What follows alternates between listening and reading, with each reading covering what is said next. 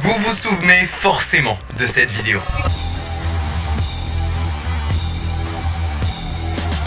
Ouais, je suis prêt à parier que vos parents, voire vos grands-parents s'en souviennent aussi. Pendant une bonne dizaine d'années, impossible de lancer un DVD sans se faire agresser par ce message. Voler une voiture, jamais. Le piratage, c'est du vol. Mais ce que vous ne savez probablement pas, c'est que derrière cette vidéo anti-piratage se cachent d'immenses mystères. On ne connaît pas l'identité de son réalisateur ou de sa réalisatrice, on ne sait pas qui a composé cette fameuse musique, et il n'existe aucune information concrète sur l'organisme qui en est à l'origine. C'est comme si cette campagne anti-piratage avait juste popé comme ça au milieu des années 2000 sur à peu près tous les DVD de la planète. Et lorsque je me suis rendu compte de ces énormes mystères autour de cette campagne, qui est peut-être l'un des trucs les plus connus des années 2000, honnêtement, j'ai immédiatement décidé de mener l'enquête. Ce que je savais pas à ce moment-là, c'est que j'allais m'embarquer dans une histoire qui allait s'étendre sur presque 2 ans de ma vie, une enquête vraiment tentaculaire, pleine de rebondissements que j'avais vraiment pas vu venir, et dont la résolution risquait bien de déranger quelques personnes. Aujourd'hui, je vous raconte comment j'ai percé tous les mystères de la plus célèbre vidéo anti-piratage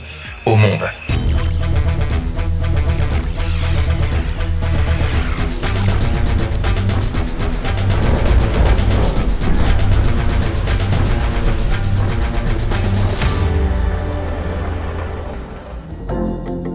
Piracy It's a Crime, le piratage c'est du vol ou encore voler une voiture jamais, ce spot de sensibilisation qui a vu le jour en 2004 a connu plusieurs noms. Sa diffusion a commencé dans certaines salles de cinéma en Angleterre et aux États-Unis, mais c'est dans nos foyers que cette vidéo va devenir un passage littéralement incontournable du visionnage d'un DVD. Ce sont des dizaines de pays qui vont subir cette vidéo, qui hurlent aux spectateurs que vraiment c'est très mal de pirater des films, alors qu'ils sont justement en train de mater un DVD et non pas un film téléchargé sur internet. Et pour je ne sais trop quelle raison, à vrai dire, cette vidéo elle est devenue absolument culte. Aujourd'hui, c'est presque un symbole de la décennie 2001. Et sans déconner, je pense vraiment que cette campagne anti-piratage est l'une des œuvres audiovisuelles les plus connues de cette décennie. Alors que c'est ni vraiment une pub, ni un film, ni un court-métrage. En réalité, le piratage c'est du vol est une PSA, un Public Service Announcement, un spot de prévention. Et c'est pas le premier spot de prévention à marquer durablement le public, hein. Vous avez sûrement déjà vu passer ça.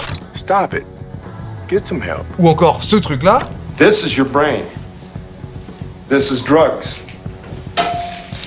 This is your brain on drugs. D'ailleurs, le monde des PSA américaines dans les années 80, 90, 2000, c'est vraiment une petite mine d'or entre les stars de cinéma qui cabotinent. See this cute little vial here? It's crack, rock cocaine. We want all Americans to keep dreaming about a day when disease is wiped off the face of the map. Et les slogans d'une subtilité à toute épreuve. Almost 400 years ago, African Americans were brought to this continent in chains. Don't dishonor them by becoming a slave to heroin, cocaine and crack. Drug abuse is the new slavery. Il y en a quelques-unes des petites pépites oubliées. Celle où R2D2 se grille une clope, je crois que celle-là je suis pas sûr de m'en mettre. Artu, put that down. Cigarettes are dangerous. Well done, Artu. Mais force est de constater que la campagne Le piratage c'est du vol a vraiment marqué le public à l'international. Elle a été parodiée dans plein de films et séries. You wouldn't shoot a policeman and then steal his helmet. You wouldn't steal a spaceship. Or would I? C'est devenu un mème avec par exemple le célèbre You Wouldn't Download a Car qui a vu le jour sur Reddit. What about those ads that say you wouldn't download a car? Et il y a un truc qui m'a pas mal surpris quand j'ai fait mes recherches, c'est que j'ai trouvé beaucoup de témoignages de personnes qui expliquaient que la vidéo leur faisait très peur étant jeunes, que vraiment ça les terrifiait puisqu'elle était présente sur plein de DVD pour enfants. Voilà, je savais pas du tout que ça avait terrorisé toute une génération de gamins. Et donc, malgré sa gigantesque empreinte sur la culture populaire, ce spot anti-piratage reste encore à ce jour une énigme totale. Le réalisateur ou la réalisatrice de cette vidéo ne s'est jamais manifesté, il ou elle n'a jamais été crédité pour ce truc que aujourd'hui tout le monde connaît, hein. Pareil pour la musique que n'importe qui est capable de reconnaître en à peine quelques notes, et on n'a aucune idée de qui l'a composé. Ces artistes qui ont bossé sur ce clip iconique, moi j'ai plein de questions à leur poser. Je veux pouvoir entrer en contact avec eux, les interroger sur leur processus créatif, d'où leur est venue cette idée, quelles étaient leurs inspirations, et faire aussi en sorte qu'ils soient enfin crédités pour leur travail. Et surtout, comme je vous l'ai dit dans l'intro, l'organisme à l'origine de ce spot est inconnu. On ne sait pas pourquoi cette vidéo, pendant des années, s'est retrouvée sur des centaines de milliers de DVD à travers le monde. En tout cas, il n'y a jamais eu d'explication officielle. Donc pour répondre à toutes ces questions, il fallait que je me mette au boulot.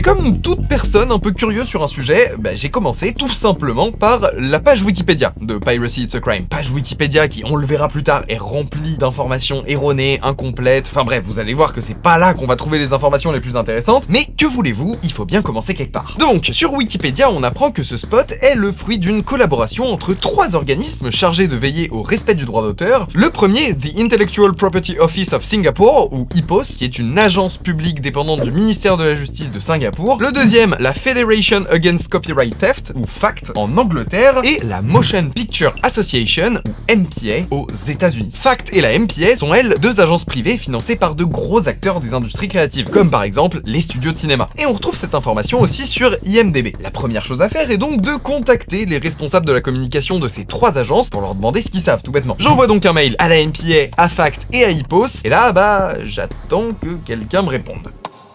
Des milliers de Français s'échangent quotidiennement par le biais d'Internet des disques, des films, des jeux vidéo. Ils sont dans l'illégalité, mais pour le moment, le risque de sanction ne fait pas vraiment peur aux internautes. Au début des années 2000, ça y est, l'ordinateur personnel et Internet commencent à faire partie intégrante de nos vies. Rapidement, le grand public découvre le téléchargement illégal. Les logiciels de peer-to-peer comme Napster, Kazaa ou LimeWire mettent gratuitement une myriade d'albums et de films à portée de clic. The Song Swapping Company is now in the top 50 list of most visited sites on the web. En une poignée d'années, cette pratique certes illégale mais diablement pratique, mais sérieusement à mal l'industrie du disque qui entre dans la plus grosse crise de son histoire. La vente de CD a baissé de 13% cette année par rapport à 2002. Et ce qui est en train de se passer à l'industrie du disque fait un petit peu flipper Hollywood. If they think Napster's bad, I can tell you there's a lot worse coming. Le piratage est en train de sérieusement menacer les studios de cinéma. Every day, thieves steal millions of dollars of American intellectual property. It's a crime. It's pure and simple a crime. Pour éviter le désastre lié au piratage, la Motion Picture Association of America, qui regroupe les principaux studios hollywoodiens, donc c'est Paramount, MGM, Sony Pictures, Universal, Walt Disney, Warner Bros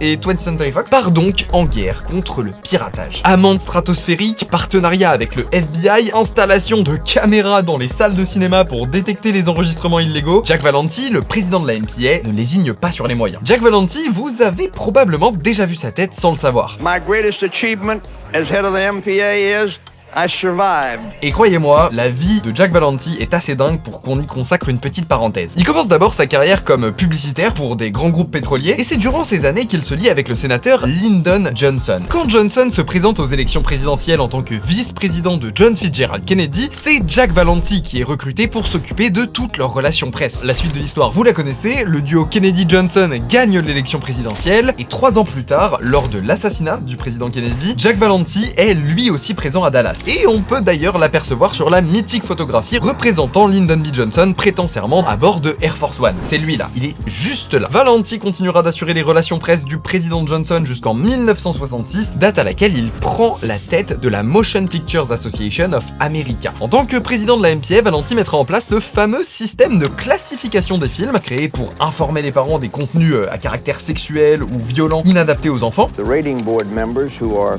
parents look at a movie and try to put a rating on there that the average parent would believe to be an accurate depiction of that film. Mais c'est à la fin des années 70 que Jack Valenti va trouver son vrai cheval de bataille qui va pas lâcher jusqu'à la fin de sa vie, le piratage. Piracy, as it is now and as it could be in the future, is a cancer in the belly of the film business. C'est dans un premier temps les magnétoscopes qui vont être dans le viseur de Jack Valenti. Puisque leur fonction révolutionnaire d'enregistrement de films ou d'émissions qui passent à la télé, mais aussi de copie, oui parce qu'avec 2 magnétoscopes reliés ensemble, il était d'une simplicité enfantine de copier une VHS, ces magnétoscopes posent, du point de vue de Jack Valenti, un problème majeur pour l'industrie hollywoodienne. It's wrong. It is wrong to take a full-length work of an author and copy it in its entirety. It is wrong.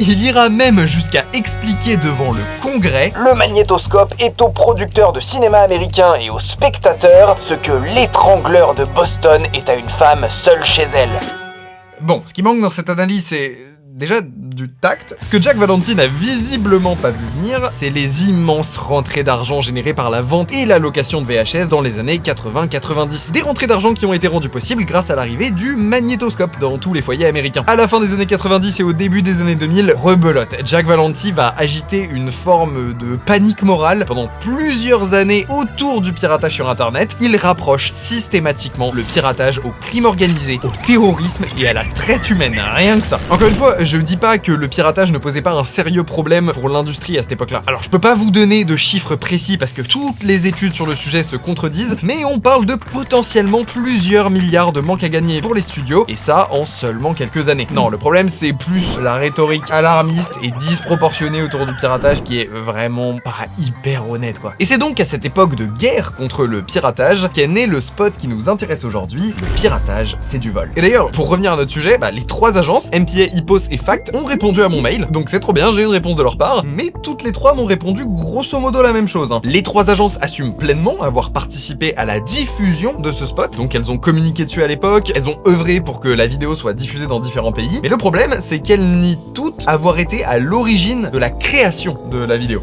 Là on a un problème, il va bien falloir que quelqu'un assume la paternité de ce truc. Pire que ça, Fact me dit que c'est la MPA qui a créé le spot, et la MPA me renvoie vers Fact et me dit que c'est eux qui sont à l'origine de sa création. Attendez, il y a forcément quelqu'un qui ment dans cette histoire. Elle n'est pas apparue de nulle part cette vidéo. Bon, visiblement contacter les organisations de protection de droits d'auteur, ça va pas nous amener bien loin, mais j'arrive quand même à trouver quelqu'un qui va avoir une importance capitale d'ailleurs pour la suite de l'enquête, qui travaillait à l'époque pour la MPA, pour la filiale Asie de la MPA plus précisément, et qui a directement participé à la diffusion de Piracy It's a Crime. Cette personne, c'est Frank Rittman. Internet piracy was on the rise. It was becoming easier and easier to share, for lack of a better word, movies. So it was thought that the studios needed to do something to start putting some sort of a message out there. Frank bossait donc pour la MPA au début des années 2000. Et il faut savoir que la MPA n'est pas présente qu'aux États-Unis. Ils ont des bureaux aux 4 coins du monde pour plusieurs raisons, mais globalement, c'est du lobbying. Bah oui, leur rôle c'est de défendre les intérêts des gros studios américains et notamment auprès des gouvernements étrangers. Headquarters in the United States, satellite offices down in Latin America, Asia Pacific and Europe. Et les pays que supervisait la filiale dans laquelle Frank travaillait, toute l'Asie et l'Océanie, c'était un vrai lieu hyper stratégique pour la MPA à cette période, puisque l'Asie était vraiment le centre névralgique du piratage à l'échelle internationale. Bon, la question que j'ai évidemment posée à Frank, c'est qui a créé la vidéo Le piratage c'est du vol? That's a good question, and honestly, I don't know the exact answer. I know this first particular video was produced by the MPAA at the suggestion, request, direction of the studios. I honestly wasn't involved in the creation of that particular film. It was sent to us from the United States, and we were all asked to roll it out globally. Donc d'après Frank, c'est bel et bien la MPA qui a produit cette vidéo. Ok, c'est génial, on en a maintenant la confirmation. Et donc, quel était le rôle de Frank dans la diffusion de cette vidéo? We were asked to distribute it to the territories that we oversaw, and what we again were trying to do was to explain it, familiarize governments in the region around with it, explain to them the motivation behind it. Avec ce spot, la MPA voulait donc visiblement inciter les différents pays à lutter plus efficacement contre le piratage. Frank m'a aussi expliqué que leur idée c'était un peu de dire tenez, ce premier spot on vous l'offre, il est gratuit, il est d'ailleurs traduit dans votre langue, et ce serait cool si vous en produisiez d'autres par vos propres moyens par la suite. Et cette stratégie de la MPA, elle a plutôt bien fonctionné. Des spots anti-piratage par la suite, il y en a eu dans tous les pays. Et il y en a qui sont trop bien. Jackie and I are on a mission to stop piracy. When you buy pirated movie and music, you support criminals. Help us stop piracy. Let's terminate it.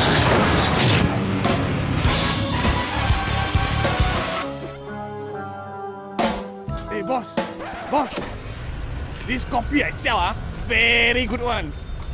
Don't buy into crime. 劇場内での映画の撮影・録音は犯罪です。法律により10年以下の懲役もしくは1000万円以下の罰金。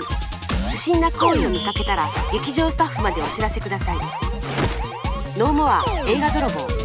Et oui, et d'ailleurs ce petit personnage il a une histoire hyper cool, on n'a pas le temps de s'attarder dessus ici dans cette vidéo. Par contre si vous êtes curieux, j'ai raconté toute son histoire dans un réel que vous pouvez retrouver sur mon compte Instagram. J'en profite pour vous dire un petit truc, j'ai jamais fait ça en vidéo, mais si vous avez une idée d'un mystère en lien avec le cinéma irrésolu, c'est important irrésolu, un peu comme le mystère autour de Le piratage chez du vol, avec lequel il y aurait matière à faire une enquête dans ce style là, et n'hésitez pas à me le partager. J'ai créé une adresse email spécialement pour ça, mystery.delage@gmail.com, mystery avec 2 Y, attention à l'orthographe. Voilà, je Je reprécise quand même que je cherche des mystères en lien avec le cinéma, hein. J'ai pas prévu de retrouver Xavier Dupont de Ligonnès dans l'immédiat, donc je préfère me concentrer sur des mystères en lien avec le cinéma ou plus largement l'audiovisuel si vous voulez. Je suis hyper ouvert à vos idées, n'hésitez pas à m'envoyer un mail. Autre chose, si la vidéo vous plaît, n'oubliez pas de mettre un like, ça aide vraiment à faire en sorte que plus de personnes découvrent cette enquête. Donc voilà, si la vidéo vous plaît, n'hésitez pas à mettre un petit pouce en l'air, ça fait hyper plaisir. Franck a aussi pu m'en dire un petit peu plus sur la réception de Piracy It's a Crime au niveau international. Qu'en ont pensé les autres pays? Depending on the country, in some instances, the general public didn't like it. Oh, here's Hollywood, they take so much of our money, now they're complaining to us. That was one set of reaction. And frankly, the judiciary, the judges around the region also took a pretty strong view. Depending on where it was, we had a couple of judges that took issue with the particular text or the dialogue. Et oui, puisque la vidéo dans sa version originale nous dit que le piratage est un crime. Piracy, it's a crime. Le problème, c'est que dans certains pays, le piratage n'est pas un crime. Légalement, ce n'est pas un crime. En France, par exemple, le fait de télécharger ou de partager des œuvres protégées par le code de la propriété intellectuelle, de la musique, des logiciels, des films, est considéré aux yeux de la loi comme un délit. C'est probablement la raison pour laquelle notre version du spot ne dit pas le piratage est un crime, mais le piratage c'est du vol. Ce qui est en soi une autre question légale et philosophique autour de cette notion de vol, mais c'est un débat pour un autre jour. Grâce aux explications de Franck, on sait maintenant que c'est la MPA qui a commandé cette vidéo. Donc c'est sûr, c'est eux qui en sont à l'origine. Et on en a appris aussi un peu plus sur la manière dont elle a été diffusée à travers le monde. Le problème, c'est qu'on n'a toujours aucune info sur les personnes qui ont créé ce spot, l'équipe créative qui l'a réalisé, qui a composé la musique, etc. Il est donc temps d'employer d'autres méthodes d'investigation. Si vous avez vu mon enquête sur Star Wars, vous savez que j'avais utilisé la reconnaissance faciale pour retrouver un figurant anonyme dont les fans recherchaient l'identité depuis plus de 20 ans. Et c'est donc tout naturellement que j'ai tenté exactement la même technique pour retrouver les comédiens du clip Piracy It's a Crime. Alors j'ai fait des captures d'écran, j'ai tenté de zoomer sur les visages, j'ai essayé de trouver une image avec le plus de détails possible, mais impossible d'obtenir un résultat concluant puisque on discerne jamais vraiment bien les visages des comédiens dans la vidéo. Ils sont soit flous, soit de profil, soit de dos, donc impossible d'utiliser ces screenshots avec les outils de reconnaissance faciale. Mais tout n'est pas perdu. Les screenshots que j'ai extraits de la vidéo n'ont certes rien donné dans les outils de reconnaissance faciale, mais en faisant une recherche d'images inversées sur Google, je suis tombé là-dessus. Et les plus attentifs d'entre vous auront peut-être déjà compris ce qu'il y a d'intéressant dans cette image. Un peu de contexte. Cette image est tirée du film Vanilla Sky de Cameron Crowe, qui est un remake du film espagnol Ouvre les yeux de Alejandro Amenábar. La scène fait référence à un album de Bob Dylan, The Freewheelin' Bob Dylan, et en fait tout ça, on s'en fout. Ce qui nous intéresse dans cette image se trouve dans le décor. Si vous faites attention, vous verrez que le bâtiment en arrière-plan, la rue là, c'est exactement le même endroit qu'on retrouve dans la scène du vol de voiture de notre spot anti-piratage. Là, regardez, on reconnaît les motifs du bâtiment en arrière-plan. En faisant des petites recherches, je découvre qu'il y a un épisode de Charmed qui a aussi été tourné au même endroit, dans cette rue. Une rue pas comme les autres, puisqu'elle est en réalité entièrement factice. Ce lieu se trouve en réalité dans les studios de Paramount à Los Angeles. Le studio est vraiment impressionnant puisqu'on y retrouve plusieurs pans de rues entiers censés imiter des endroits de New York ou d'autres villes américaines. Regardez, si on va sur leur site internet, on a le choix de louer le quartier de Greenwich de Soho, le décor de Chicago, Attendez, c'est quoi ça? Le Financial District 7? Mais je reconnais ça. Mais si, l'immeuble là, avec les lignes métalliques sur les fenêtres, c'est exactement le bâtiment qu'on voit en arrière-plan de la scène du vol de sac à main. Donc là c'est sûr, la vidéo Le piratage c'est du vol a été tournée à Los Angeles et plus précisément au studio de Paramount. Ça démarre hyper bien. J'ai à peine commencé mon enquête et j'ai déjà trouvé une grosse info complètement exclusive, le lieu de tournage de la vidéo.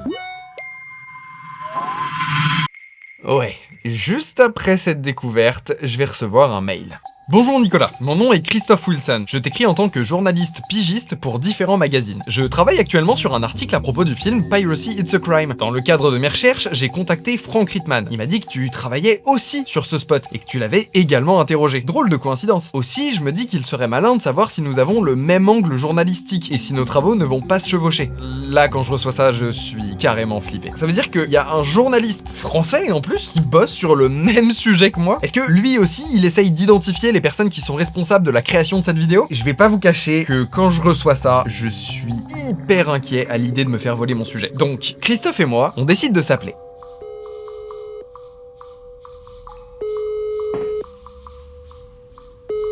Allô Christophe? Allô Nicolas? Ouais, je t'appelle suite à ton mail où tu me disais que tu bossais toi aussi sur le piratage et du vol. Ouais. Je voulais juste savoir quel était ton angle, par quel angle t'abordais le sujet. Écoute, moi ce que je cherche à faire, c'est identifier le ou la réal de ce spot, parce qu'il est crédité nulle part. Dans l'idéal, j'aimerais interroger un peu toute l'équipe créative derrière le projet. Ah merde, je crois qu'on traite exactement le même sujet, mec. Putain, c'est dingue. Mais du coup, comment tu veux qu'on procède ?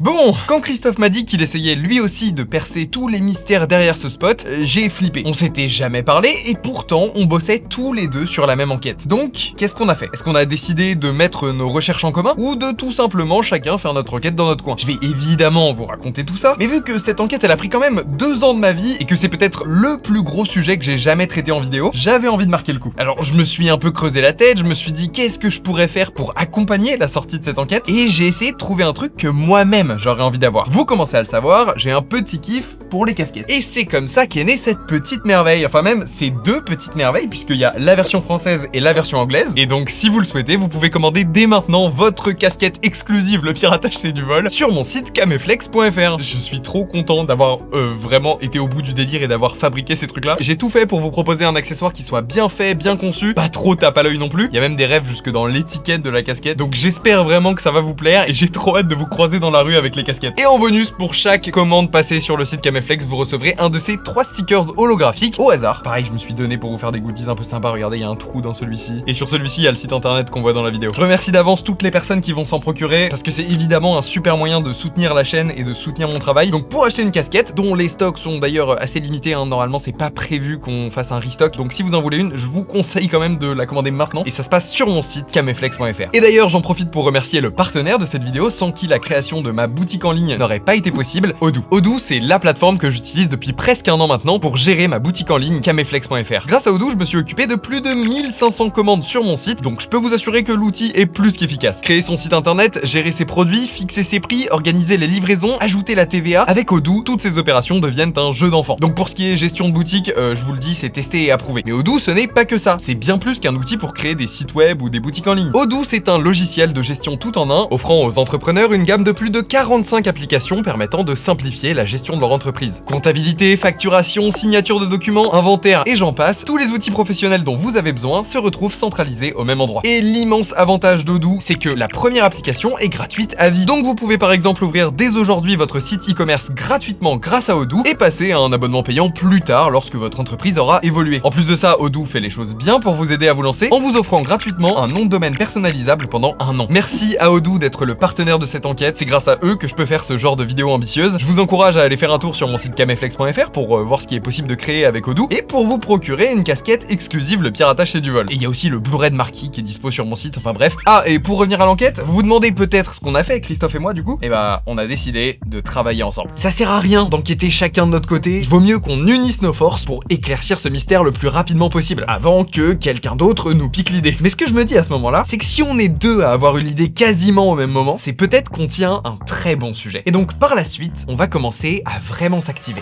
On va éplucher la moindre image de vidéo pour essayer de trouver des pistes. La bagnole dans la scène du vol de voiture, vous savez quel modèle c'est? C'est une Mercedes 280e de 1984. On va se renseigner sur les entreprises qui louaient des véhicules dans la région de Los Angeles et qui auraient pu louer ce modèle précis de voiture en 2004. Il y a même un site qui répertorie toutes les voitures de cinéma sur lequel on va pas mal fouiller, mais on va rien trouver. Et de toute façon, la voiture appartient probablement au studio de Paramount dans lequel le clip a été tourné. On va aussi essayer d'identifier tous les posters présents dans la vidéo, à la fois ceux qu'on voit dans la chambre de la fille de la première séquence là, et aussi les affiches des DVD dans la séquence du vidéoclub. Mais là aussi, ça va rien nous apporter. Et pour ceux qui se demandent, le DVD qu'on voit juste ici, c'est un film qui n'existe pas et dont l'affiche a été créée spécialement pour ce spot. La typographie utilisée pour les cartons titres, bon bah si vous voulez tout savoir, elle s'appelle FF Confidential. Elle a été créée en 1992 par Just Van Rossum, qui est le frère du créateur du langage de programmation Python. Voilà, vous faites ce que vous voulez de cette info. On va aussi se rendre compte que le spot ressemble vachement au générique d'intro de La Femme Nikita, une série des années 90, mais qu'il partage aussi des ressemblances avec le film d'horreur Saw, qui est sorti en plus en 2004, la même année que Piracy It's a Crime. Est-ce que les gens qui sont à l'origine de La Femme Nikita et de Saw peuvent peut-être être impliqués de près ou de loin dans la création de notre vidéo anti-piratage?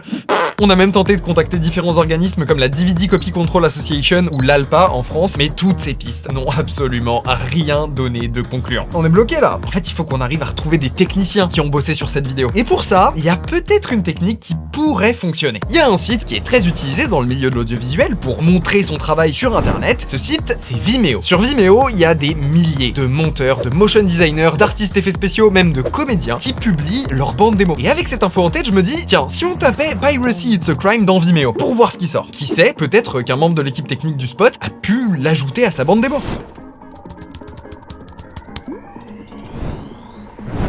Il y a bien quelqu'un qui a publié la vidéo Piracy It's a Crime sur son compte, il y a 8 ans. Un certain Rafal Kaniewski. En faisant un tour sur le site internet de Rafal, je découvre qu'il a écrit un petit message à propos de ce spot. Vraiment un tout petit message. Mon tout premier job de compositing. Le compositing, pour ceux qui savent pas, c'est le fait de mixer plusieurs éléments visuels dans une seule et même image pour obtenir un résultat cohérent. Donc c'est un job d'artiste effets spéciaux si vous voulez. Et avec cette découverte, mesdames et messieurs, nous venons officiellement de trouver la toute première personne de cette enquête à avoir directement bossé sur notre fameuse vidéo. Je contacte immédiatement Rafal et il me répond assez rapidement que oui, il a bel et bien bossé sur ce spot. Il m'explique qu'il a travaillé sur ce projet dans le cadre de son tout premier job pour une entreprise anglaise nommée Capitol FX. Capitol FX est une boîte qui, durant les années 2000, était spécialisée dans l'animation de cartons-titres. C'est une vraie spécialité. Leur job le plus connu, c'est sûrement les cartons-titres des films Harry Potter. Et ouais, quand même, c'est la classe. Je crois que de tête, ils ont bossé sur le 2, 3, 4 et 5. Et de ce que me dit Rafal, le rôle de Capitol FX dans la production de Piracy It's a Crime, c'était de réaliser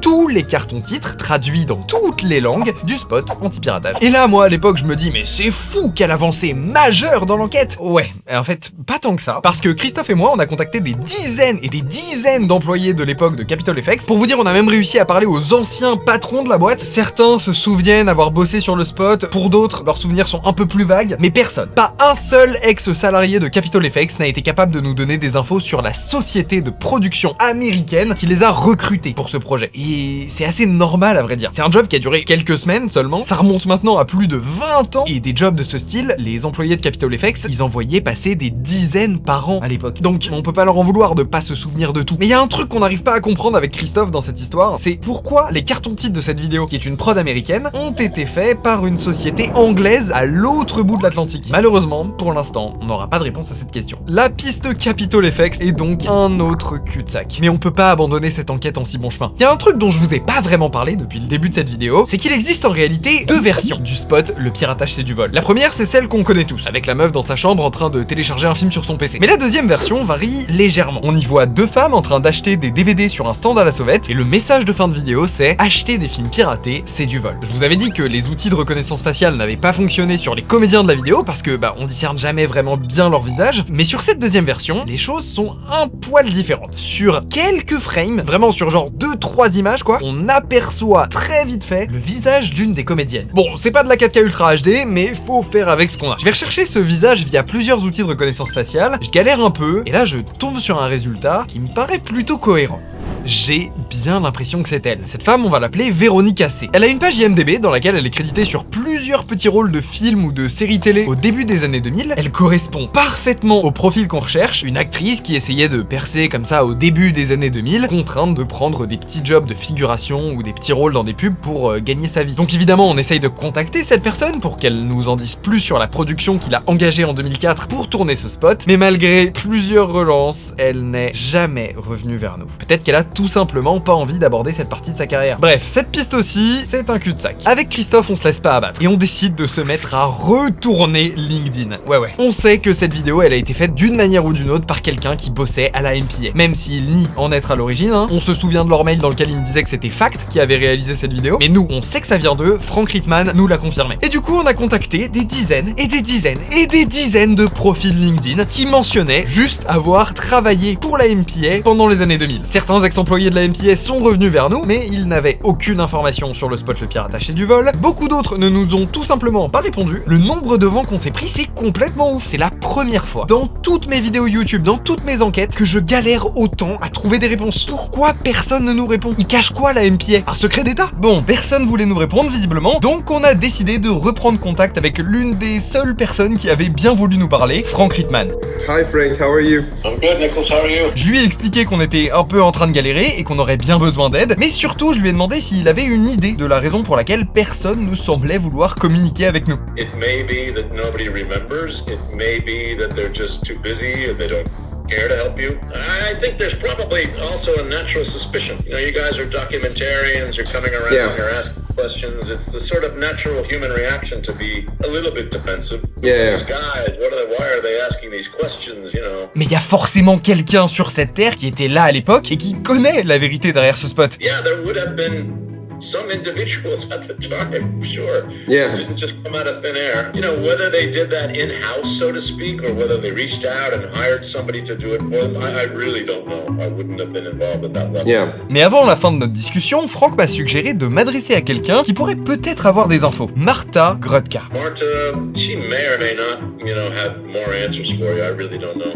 And it's interesting and fun to me that that it's a little bit of a mystery of who actually created this thing. Dans les années 2000, Marta avait un rôle très important à la MPA. C'est elle qui avait pour mission de communiquer autour de la lutte contre le piratage, donc normalement elle devrait avoir des informations utiles pour notre enquête. My role it was the first time they were putting someone on the ground in Los Angeles to be a primary point of contact and liaison with all of the CEOs, heads of communications, heads of technology, and heads of legal for the Hollywood movie studios at the time. Et surtout, elle a mis en place un groupe de travail entre les 7 studios membres de la MPA pour qu'ils puissent réfléchir ensemble aux méthodes à employer pour lutter contre le piratage. You would think, okay, this is affecting all of the studios, so it'll be easy for them to all sing the same song on it. But actually it wasn't, because each studio had their own interests, their own business interests. So for instance, Sony, they had, their film production and content production aspect of their business, but they also were creating a lot of the DVD burners, the actual consumer electronics that were being used by people to pirate movies.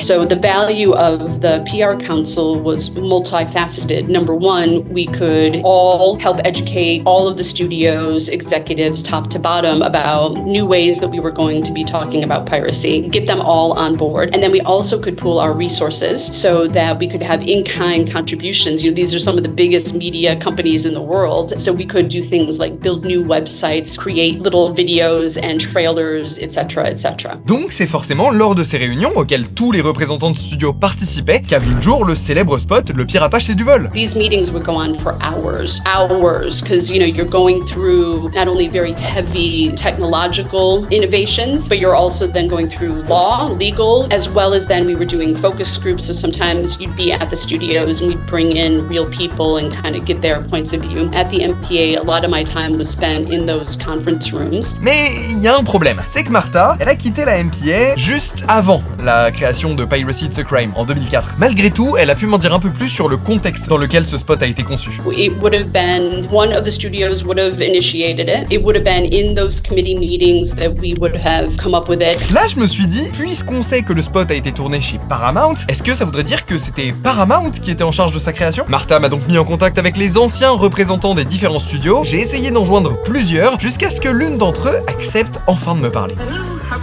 Marta gave me your number because I think you worked at MGM in the early 2000s. I did. I was the queen of anti-piracy.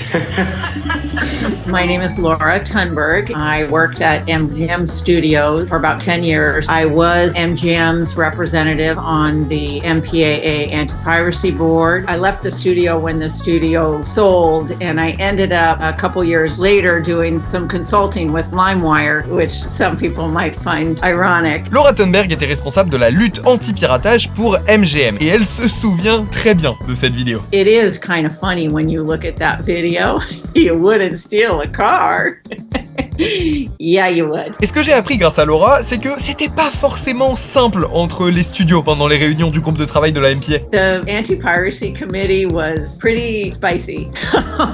We used to really go at each other in terms of strategy and spending. It was a very contentious group of executives. And again, we all had the same goal in terms of protecting our product, but we didn't all really ever agree strategy on how to do it, how much money to spend, how to deal with government agencies, how to deal with China, because you worked as a collective, but then you also worked individually for your own studio. J'ai demandé à Laura quel studio était selon elle le plus susceptible d'avoir créé cette vidéo. So there were active participants and not active participants. Participants that were passionate about it, participants who looked at it as a way to get out of the office one day a week, and Paramount was not nearly as active as Universal, me, Warner Brothers. Donc la théorie selon laquelle le spot a été créé par Paramount est peu probable, parce qu'ils étaient pas vraiment très actifs au sein du comité. I don't remember the exact genesis of that video, but I remember it coming out. I remember it being funny because, again, you're combating a real big problem of a technological age with something that's made by someone who is marketing widgets. You know, it reminds me of the don't do drugs, the just say no. Say yes to your life. And when it comes to drugs and alcohol, just say no. I remember when I saw it, I was like, oh yeah, it was a debacle because people, they made fun of it. They thought it was silly. You know, here's a bunch of old white people trying to make this hip and groovy. I think to a certain extent, you can't explain to an 18-year-old or an 80-year-old who file shares that there's something wrong with it because they look at the studios and the record labels as these behemoths with billions of dollars that don't pay the artists anyway, yada, yada, yada. I mean, I know that we laughed about that video internally. I don't know who directed it. I'm guessing it was staffers. I'm sure that the MPAA will not admit that they made that, but yes, they did make that. We paid them to make it. That was just one example of the Motion Picture Association thinking that they were being modern and cutting edge and making this analogy of theft to cars and purses and whatever, you know. And again, a file sharer is gonna look at that and go, no. Malgré des discussions passionnantes avec Martha et avec Laura, qui nous en ont appris plus sur le contexte de création de cette vidéo, ces pistes ne nous apporteront malheureusement pas de nouveaux indices pour résoudre notre mystère. Faut qu'on se le dise, à ce moment-là, on patauge sévère. Depuis des mois, l'enquête est au point mort. Bon, pour être tout à fait honnête, là actuellement c'est un peu la merde. Ça fait depuis juillet que je bosse sur l'enquête et on n'a pas rien trouvé. J'ai potentiellement trouvé l'actrice qui joue dans la pub, mais elle me répond pas. On sait quelle société a fait les effets spéciaux, Capital FX. Beaucoup de fausses pistes, beaucoup de galères. Et en fait j'ai peur de pas réussir à aller au bout de l'enquête. Surtout qu'actuellement c'est pas la meilleure période pour moi dans ma vie et pour la chaîne et pour la société de production. Je dis pas que si j'arrive pas à faire cette vidéo là, je ferme ma chaîne YouTube et il y aura plus de vidéos YouTube. C'est pas exactement ça, c'est plus que j'ai vraiment l'impression que cette enquête sur le piratage chez Duvol, elle arrive à un point pivot dans l'histoire de la chaîne YouTube. Elle arrive à un point un petit peu où ça passe ou ça casse quoi. Et ça fait flipper, ça fait vraiment très très peur. Je suis toujours confiant qu'on va mener cette enquête jusqu'au bout et qu'on va trouver les réponses à toutes les questions qu'on se pose, mais c'est pas facile quoi. En faisant des recherches hier soir et aujourd'hui dans la journée, je suis tombé sur un profil. Ce gars-là peut vraiment débloquer les choses, potentiellement. Ouais, au même moment, j'ai découvert un profil sur LinkedIn, un profil assez intriguant, celui de Thomas Molter. Quand je suis tombé sur ce gars-là, j'ai immédiatement appelé Christophe. Est-ce que t'es dispo là? Est-ce que t'es devant ton ordi? Ok, va sur LinkedIn et tape le nom de Thomas Molter. M-O-L-T-E-R. Ok, maintenant descends un petit peu, va sur son CV, regarde ses expériences professionnelles, et là tu peux voir qu'il a bossé pour la MPA, et lis ce qui est écrit sous Specific Initiative Include. Il y a écrit « J'ai aidé à créer, produire et distribuer un trailer anti-piratage qui a été diffusé au cinéma dans plus de 50 pays. » Lui, il a des informations. Thomas Molter, il a forcément des informations. Et si j'arrive à le contacter, ce qui est pas gagné, hein, parce que vu le nombre de vents qu'on s'est tapé depuis le début de cette enquête, c'est pas gagné qu'il nous réponde. Mais s'il arrive à nous répondre et que j'arrive à avoir une petite interview ou des informations par mail, je suis sûr qu'il peut débloquer l'enquête, comme je l'espère depuis des mois. Vous le voyez venir ou pas? J'ai essayé de contacter Thomas Molter à plusieurs reprises, mais j'ai eu aucune réponse. Cette enquête est vraiment maudite. Franchement, je sais plus quoi faire. Si personne veut répondre à nos questions... Attendez, je viens de recevoir un message de Christophe. Salut Nicolas, écoute, j'ai encore passé la nuit sur Google et je suis tombé sur un document hyper intéressant qui nous avait échappé. C'est la liste complète de tous les cadres de la MPA en 2004. Ça a été publié par une agence gouvernementale américaine. Regarde ça, dis-moi ce que t'en penses. Eh ben, on dirait bien que l'enquête vient de reprendre. Dans cette liste qui contient une trentaine de noms d'anciens cadres de la MPA, il y a un peu de tout. Des personnes qui sont aujourd'hui décédées, certains qui travaillent toujours au sein de la MPA, d'autres dont on n'arrive pas du tout à retrouver le contact, quelques-uns qui semblent refuser d'ouvrir nos multiples sollicitations par mail, il y en a même un qui travaille aujourd'hui pour la Heritage Foundation, le think tank d'extrême droite américain qui a conçu un programme bien pré-fasciste comme il faut, destiné à être utilisé par Donald Trump pour son nouveau mandat. Et puis, il y a les autres, une bonne dizaine qui acceptent de nous répondre pour nous confirmer que la MPA est bien responsable de la création de ce spot, mais qu'ils ne savent rien du tout de sa production et qu'ils ne connaissent pas l'identité de son réal. Mais tout en haut de la liste, on retrouve un cadre très haut placé de la MPA, Bill Murray. Non, pas ce Bill Murray, ce Bill Murray. Et vous savez quoi? Bill Murray, il a accepté de répondre à nos questions. I worked at the Motion Picture Association for just over 20 years, and during the work on anti-piracy, my job was to provide strategic direction and program oversight as we got operations in dozens of countries to work to combat piracy. Bon, il y a un truc incroyable dans la carrière de Bill, et je vous jure que tous les mots qui vont sortir de ma bouche sont véridiques. Il a eu l'idée d'utiliser des chiens renifleurs pour détecter des DVD piratés. They were my idea, yes. Okay, can you tell me about that? I would be happy to. The MPA had an investigative operation which I was supervising, and we were tracing the bootleg DVDs, and we found that many of them were coming through the United Kingdom, through London in particular. La MPA a donc envoyé des agents à Londres pour faire état de la situation et se renseigner concrètement sur le terrain sur la quantité de DVD piratés qui circulaient par les aéroports de Londres. They came back to a meeting, and what they said was that the number of DVDs was much more than they'd ever seen, and that we would need to hire many people and a lot of money to stop these shipments. And I was thinking, Nicholas, dogs can sniff for cheese, meat, explosives, they can sniff drugs. Why can't they sniff for DVDs? So I suggested this at a meeting. People laughed at me. They thought it was funny.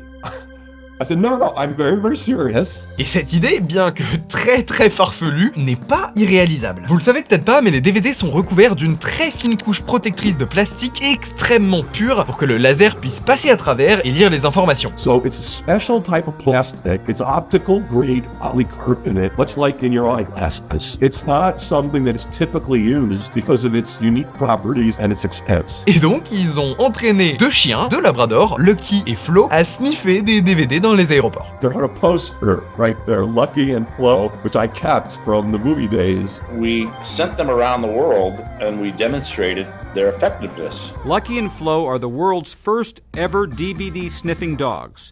We took them and we deployed them on raids that we did in Malaysia and the Philippines. Very successful, scared the shit out of people. It was a 100% success rate. Every target that they pointed to came out to be positive. I've been doing this fight for the past 4 years, and I would like to think I have a nose for the business, but nothing even remotely close to theirs. Qu'on soit clair, l'objectif n'était pas d'utiliser les chiens pour trouver un ou deux DVD. Le but, c'était de coincer de larges volumes de DVD piratés qui transiteraient par les aéroports. We've been very successful. They were in Malaysia for just under 4 months. We seized a total of 1.3 million optical discs working with the Ministry of Domestic Trade and Consumer Affairs in Malaysia. When we brought the dogs over to Asia to do the tour, pirates got really concerned. They put a contract out on the dogs in Malaysia. We were told that there's $10,000 to the first person who kills these 2 dogs. These dogs have been so successful that the organized syndicates in 2 different countries have put out a contract to have the dogs killed. The Malaysian government said we want 2 of our own, so we trained up and gave to the government of Malaysia 2 other Labradors that we trained to sniff polycarbonate. Sadly, one died less than a year after he was delivered. Bon, les chiens sniffeurs de DVD, c'est très intéressant, mais nous, ce qui nous intéresse à la base, c'est la vidéo, le piratage, c'est du vol. Et je vous l'ai dit, Bill Murray, à l'époque, était très haut placé au sein de la MPA, et il supervisait tout ce qui se passait au niveau de la lutte anti-piratage. Il doit forcément avoir des informations. Donc j'ai fini par lui demander qui a créé cette vidéo. The Motion Picture Association produced it, and someone who worked for me was the director. I haven't been in touch with him for a very long time, but... Do you remember his name? Yes. Let me put it in as our chat here. Yeah, I will send you his name right here. Ça y est, on a enfin un nom. Thomas Molter. Le même gars dont j'avais trouvé le profil LinkedIn un peu plus tôt, sur lequel il mentionnait avoir travaillé sur un spot anti-piratage diffusé dans plus de 50 pays. Alors c'est vraiment génial d'avoir cette information, hein. C'est peut-être la plus grosse avancée dans toute cette enquête jusque-là, mais le souci c'est que Thomas Molter, il nous avait pas répondu sur LinkedIn, et Christophe et moi, on n'a aucun autre moyen d'entrer en contact avec lui. On n'avait plus aucune option, et comme ça commençait à devenir une habitude, on a demandé de l'aide à Frank Rittman. Ouais, pour être honnête sur cette enquête, il nous a pas mal sauvé la mise, Frank. En le contactant et en lui demandant de nous mettre en relation avec Thomas Molter, Frank me dit ceci. Et attendez, je vais vous lire le mail parce que la coïncidence est folle. Donc il me dit: c'est marrant que vous me demandiez ça maintenant, puisque j'ai croisé Thomas pas plus tard qu'hier sur un salon professionnel à Bangkok. La coïncidence c'est juste ouf. Et juste après ça, Frank va nous mettre en contact avec Thomas Molter. Mais pendant plusieurs semaines, ça va être assez compliqué de caler un rendez-vous pour faire une interview avec Thomas. Et Christophe et moi, là, on commence un peu à flipper de ne peut-être jamais faire cette interview avec lui, et donc de ne jamais résoudre ce mystère. Là, je me mets à réfléchir. On est en avril de cette année. Le Festival de Cannes arrive dans quelques semaines. Et le Festival de Cannes, c'est pas juste le festival de cinéma le plus prestigieux au monde. C'est aussi, et surtout, le plus gros rendez-vous professionnel dans le milieu du cinéma au niveau international. On l'a vu il y a 2 secondes, Thomas a l'habitude de se rendre à des salons professionnels aux 4 coins du monde. Donc, il y a de très fortes chances pour qu'il soit présent au marché du film de Cannes cette année. Donc, je tente le tout pour le tout. Je lui demande s'il sera présent à Cannes et si on pourrait peut-être l'interviewer là-bas. Bonjour Nicolas, oui je serai à Cannes la semaine prochaine et ce serait un plaisir de se rencontrer là-bas.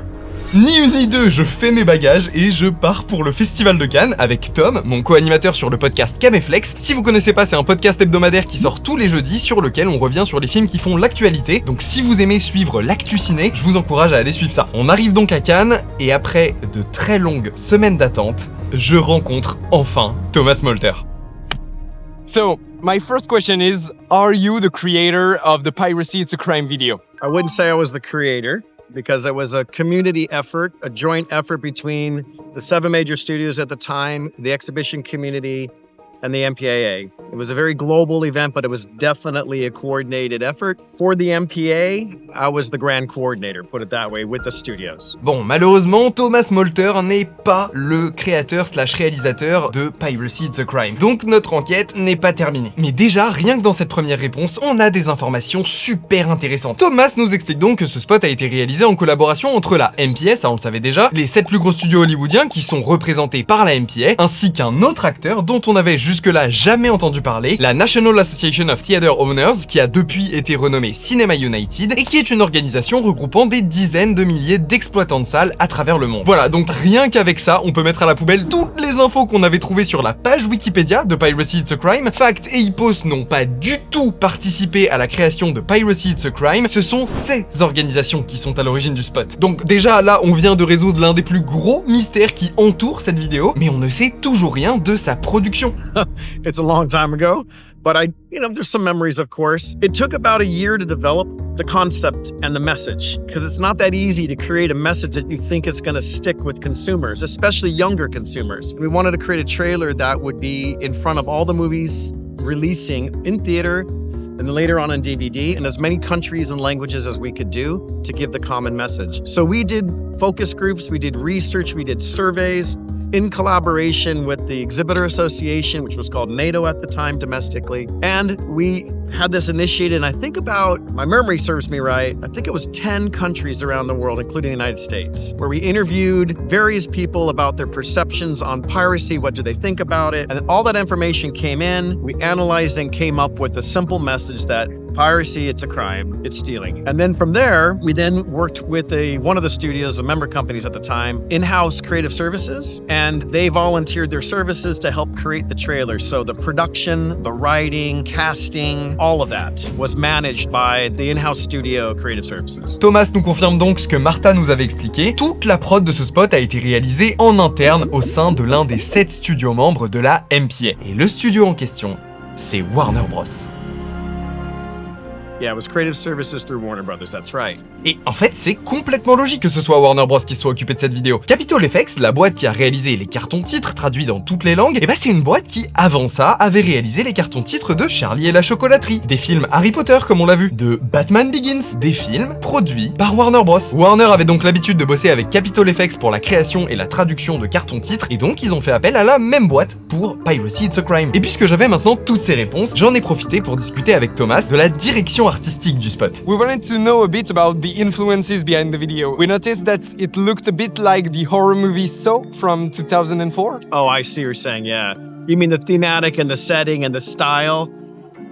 Yes, that's a good question. All I can say that there are probably about 25 different versions of that same trailer with the same message. And having the studio groups agree on the creative look and feel of the trailer is not an easy thing to get consensus. Every step of the way was very difficult, and so I'm very proud that we actually made the trailer. We saw many different versions and they settled and agreed on this one, which was something fast-paced, something kind of cool, looking gritty. We wanted hard music. We wanted it to be simple. Nothing is perfect. We knew that there was going to be conversation. We knew there was going to be criticism. But as long as that message came in, that was a good thing. That's all we cared about, making sure that message and the most eyeballs saw the message. What do you think of the cultural impact of the PSA? For instance, you know that there are a lot of people who are getting tattoos of the You Wouldn't See the Car logo? Seriously? Okay, can you share that with me? Here, let me show you.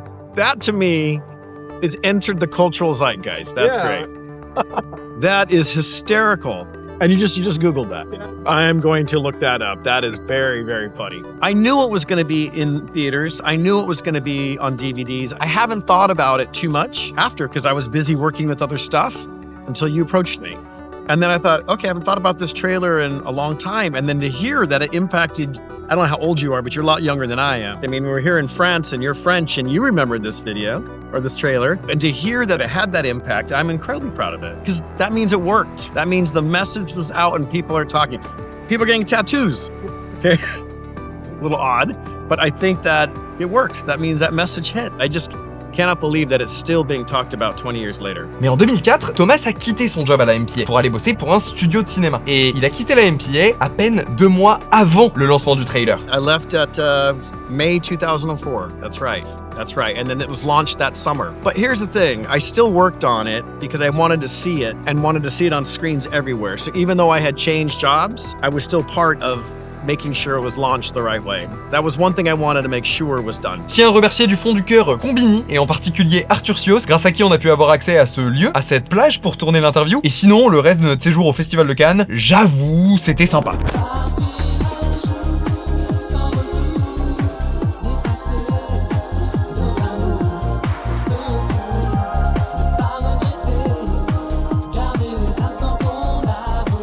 Mais l'enquête est loin d'être terminée, puisqu'on a appris que Thomas n'était pas en charge de la direction artistique du spot. Donc à ce moment-là, on s'est à nouveau retrouvé bloqué dans notre enquête. Mais le lendemain de notre entretien avec Thomas, j'ai fait une découverte intéressante. Ok, du coup on est le lendemain de l'interview avec Thomas Molter. Là on a un petit peu de temps, on est tranquille au bord de la piscine. Et donc je me suis mis à faire quelques petites recherches après notre discussion avec Thomas. Il m'a expliqué hier que le spot de prévention avait donc été fait chez Warner par une société de production interne à Warner Bros. Et que le gars qui faisait le lien entre la MPA et la société de production interne à Warner Bros, c'était un certain Ricky. Yeah, I mean, there was one gentleman, and again, I wish I could remember his name, it was Ricky. He was very active with the committee. He would present each of the different versions, they'd give him comments, he'd make notes, he'd go back to his editing team, they'd come back with the next version, the committee would review it, make notes, he'd go back again, because he really wanted to make sure before he started hiring a crew, actors, and using the lot, the set, design and everything, he wanted to make sure that the message was clear with the studios and they liked the creative version. Il m'a dit Ricky Schwartz, bref, il se souvenait pas exactement de son nom. J'ai fait quelques petites recherches et là je suis tombé sur un article de Variety qui date de 1998 qui explique qu'ils viennent de nommer un gars, un certain Ricky Mintz, à la tête d'une nouvelle agence de créa interne à Warner Bros. Clairement, ça sent bon. Ricky Mintz, Ricky Schwartz, on est sur un truc qui est assez similaire en termes de sonorité. Peut-être que c'est notre homme. En tout cas, je trouve que ça sent bon. En vrai, ça sent bon. Est-ce que le fameux Ricky Mintz, cité dans l'article de Variety, pourrait être la personne qu'on recherche maintenant depuis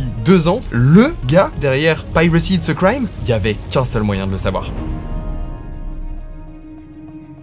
Après quelques petites recherches sur internet, je découvre que Ricky travaille toujours dans le milieu de la publicité. Alors il bosse plus chez Warner depuis plusieurs années, mais il a fondé sa propre agence de créa, Go Dog Go. Ce qui fait que j'arrive assez facilement à rentrer en contact avec lui, je lui envoie un mail dans lequel je lui propose de faire une petite interview avec moi, et ensuite, j'attends sa réponse.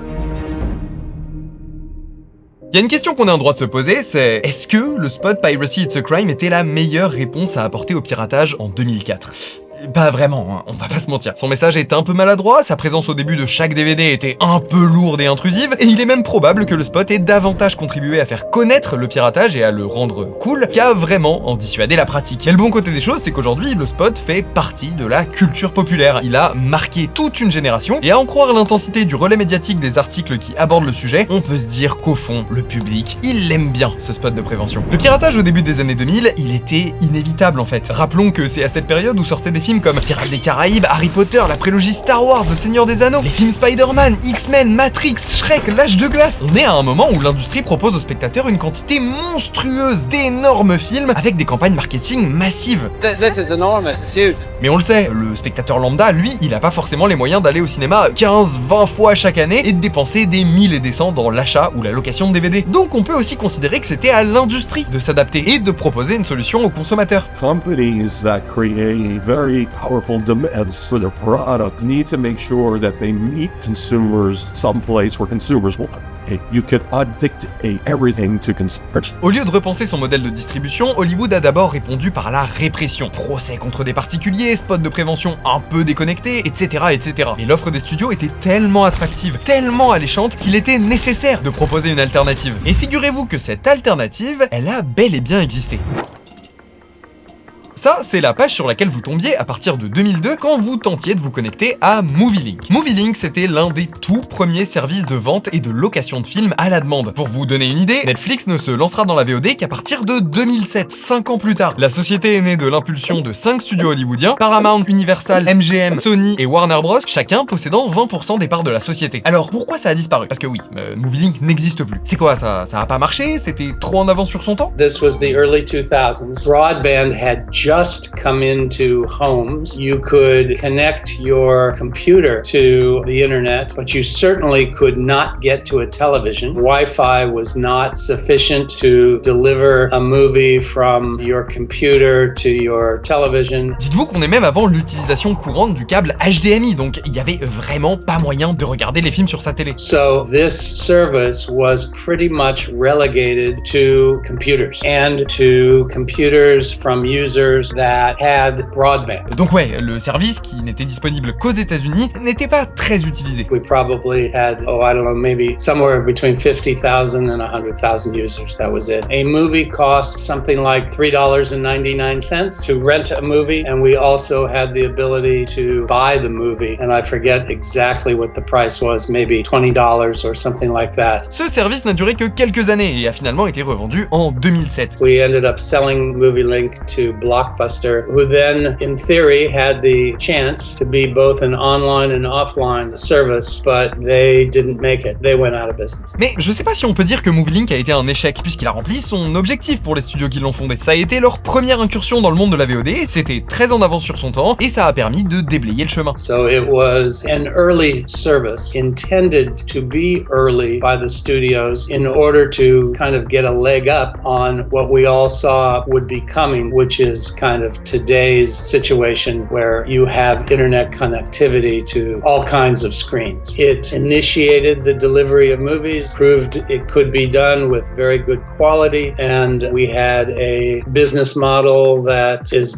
being used today. Bon, revenons à notre enquête. Les amis, j'ai le plaisir de vous annoncer que Ricky Means m'a répondu et qu'il a accepté de faire une interview. Now, when we did this, I want you to know, I thought maybe this would go in theaters for a week. In a million years, I had no idea it would be on nearly every DVD in the 2000s. Until my kids told me, I had no idea. Ouais, je crois bien qu'on tient la bonne personne. Mais comment il en est arrivé à bosser sur ce spot? I came from the record business and I worked at Capitol Records for 10 years, running their creative and merchandising and marketing. It got to a point where it was time to leave. I met a friend who said, hey, there's a job opening at Warner Brothers. I know they were trying the Idea Place. I know they were trying to hire a bunch of people. I went through an extensive interview process and they hired me. And And when I realized that the job they were offering me was kind of like my own business, because they said, here's a group of people, you're going to manage them, you're going to save money for the company by doing a bunch of creative in-house. It felt like it was a entrepreneurial job, but I happened to get paid for it. So I went in and I led the Idea Place. Idea Place, c'était donc le département création du studio, là où étaient confectionnés les trailers, les affiches, les spots télé pour une grande partie des films Warner Bros. Autour de 2003, la MPA, les 7 studios membres et la National Association of Theatre Owners ont donc décidé de créer une campagne globale pour lutter contre le piratage. C'est donc Warner Bros qui s'est porté volontaire pour produire cette vidéo, et le projet s'est donc retrouvé sur le bureau de Ricky chez Idea Place. It felt like no one wanted to touch this, so let's give it to the Idea Place. All I remember is someone came to me and said, look, we want you to do this. I don't really know what it is. Go to an MPAA meeting and sit around a table and we'll figure it out. So, do you remember the first MPA meeting? I think that first meeting, there wasn't a lot of representation from other studios. There may have been 2 or 3 other studios, a lot of people from the MPAA. And we sat there and we kind of got the RFP. We were kind of told what they were looking for, what they wanted to do. And it was our job to go back,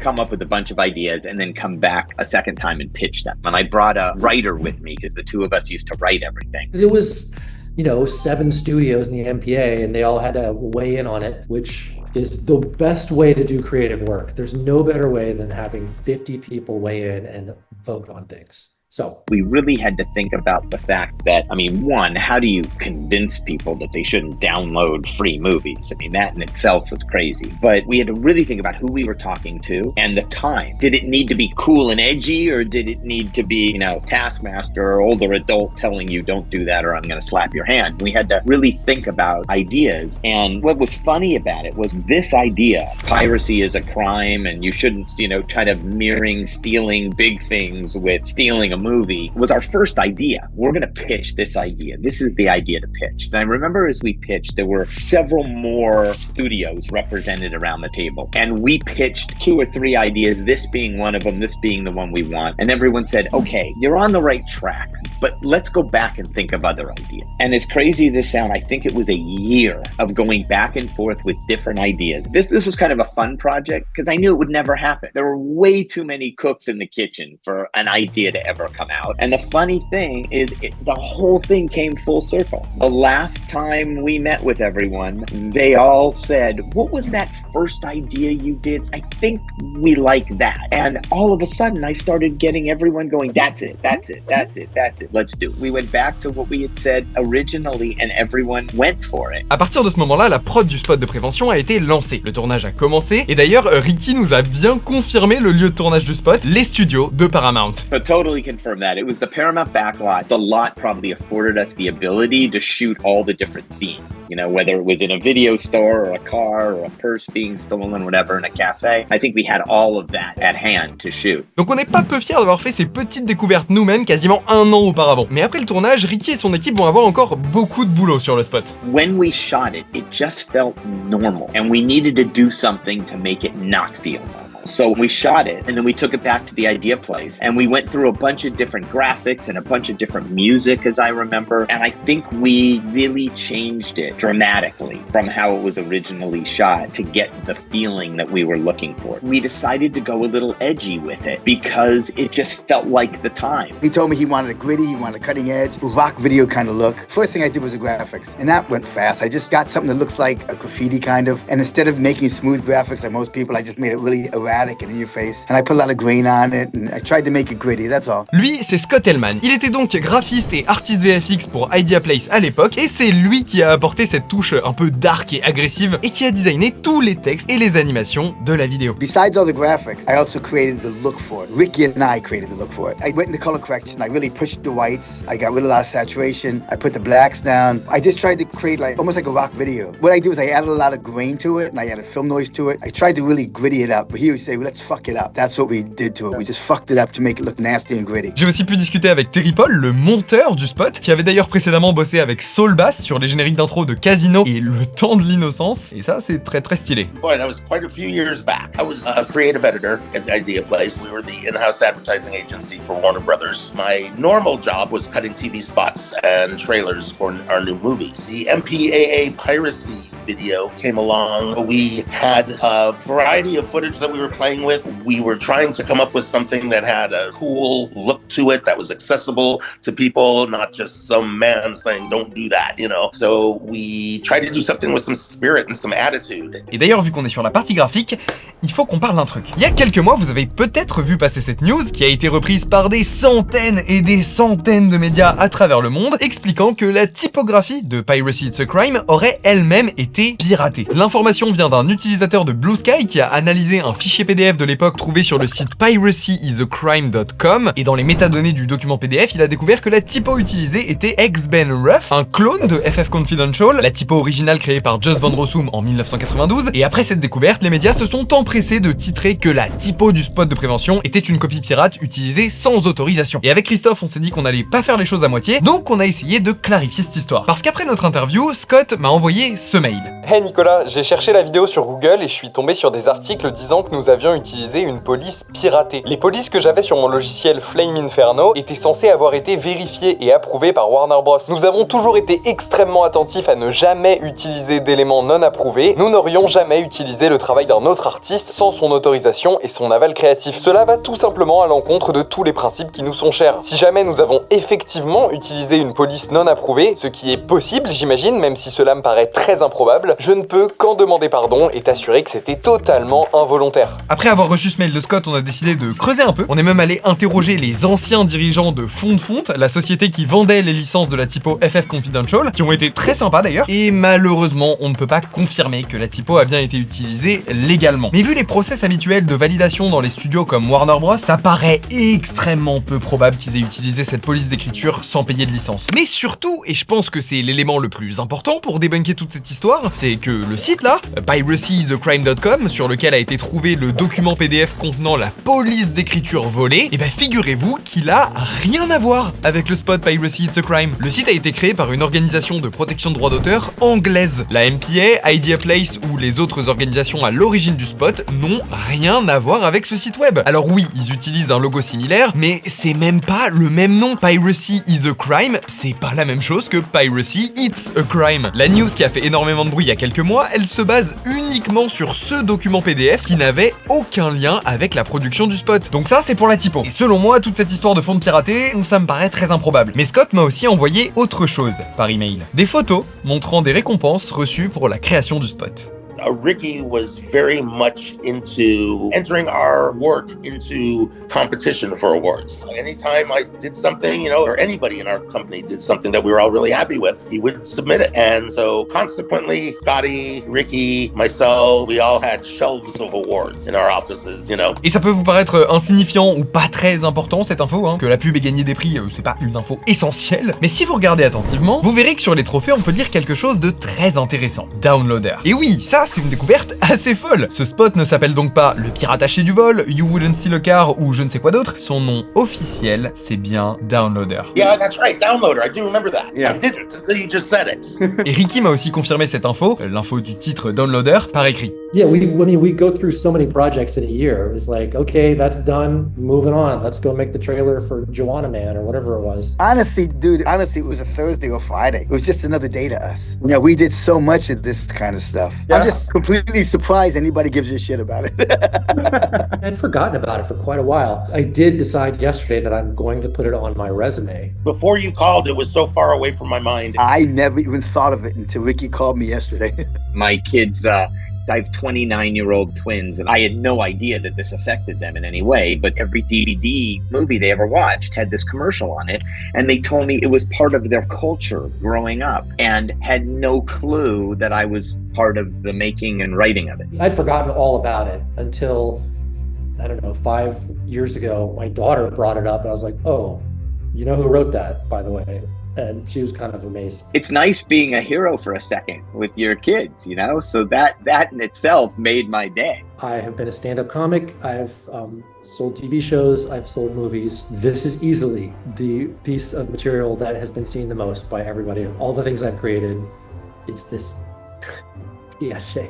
It's so ridiculous. Mais ce que John Helms vient de dire là, je suis pas d'accord avec ça. Je trouve pas que ce soit ridicule du tout. C'est génial d'avoir créé quelque chose qui a été vu et qui a marqué tant de gens. Cette vidéo, elle a marqué notre imaginaire de spectateurs. En tout cas, ce qui est sûr, c'est qu'elle a marqué ma cinéphilie. C'est pas seulement parce qu'elle était présente sur des centaines de milliers de DVD qu'elle est restée gravée dans nos mémoires. C'est parce que son message, son esthétique, sa musique, bien que un peu over the top, était incroyablement efficace. Cette vidéo, elle est synonyme d'une époque. Elle est synonyme du cinéma à une époque. En à peine 40 secondes, elle raconte à elle seule toute l'histoire de la lutte anti-piratage. Regardez, c'est ce qu'on vient de faire depuis presque une heure. Cette vidéo, ce film, Downloader, fait partie de l'histoire du cinéma, plus que toute autre publicité, PSA, jingle, ou même bien plus que d'autres films de son époque. C'est des millions de personnes, potentiellement des milliards qui l'ont vu et qui s'en souviennent encore aujourd'hui. Et même s'ils ne le réalisent pas forcément, je pense qu'avec Downloader, les personnes que j'ai interrogées au cours des derniers mois, Joe, Ricky, Thomas, Terry, Scott et même Frank, ont participé à la création d'un des films les plus célèbres de l'histoire du cinéma. We never knew if anybody paid attention or liked it, so it's nice to know that, it's still being thought about, talked about. Honestly, man, it's an honor to be able to work on a piece like that that's going to get such broad, not just recognition, but just such broad viewing. I mean, of course, we were working on movies that millions of people were seeing too, but I don't know, this was different. Sometimes I'll go, oh, right. Have you ever seen that trailer? Remember that trailer from a long time ago? And I'll show like, wow, I forgot about that trailer. It was on every DVD. It was in every movie that I saw for a period. On peut enfin le confirmer. Ricky est bien LA personne responsable de la création de ce spot. C'est lui qui a décidé de la direction artistique de la vidéo, qui l'a coécrit avec John Helms, qui a embauché les équipes qui ont travaillé dessus et qui a supervisé toute sa création. Après 2 ans d'enquête et des dizaines de personnes interrogées, on a enfin trouvé le créateur de la vidéo. Nicholas, that's fantastic. I love that you're doing this. I'm shocked that you found me. You did some good research, so congratulations. Tout est bien qui finit bien. On a retrouvé toutes les personnes qu'on cherchait. Regardez, je vous ai même fait un petit générique avec tous les nouveaux crédits qu'on peut attribuer au spot Downloader. Enfin, non, pas vraiment. Il manque encore 2 personnes. Il nous manque le réal et le compositeur. Ouais, c'est un peu chiant parce qu'on avait dit qu'on voulait les retrouver eux aussi. Bon, attendez. Hop là. Je crois qu'il faut que je reprenne les recherches. On va essayer de trouver le compositeur. Ça devrait pas être bien compliqué. La musique de Le Piratage chez Duval a été volée. C'est un plagiat. The music that was used in the ad was stolen. Jamais rémunéré pour son travail. The music that was used was pirated. They got sued for piracy. They stole that song. They didn't pay for the rights. Le spot de prévention aura utilisé une musique piratée. They used a pirated music. C'est quoi ce...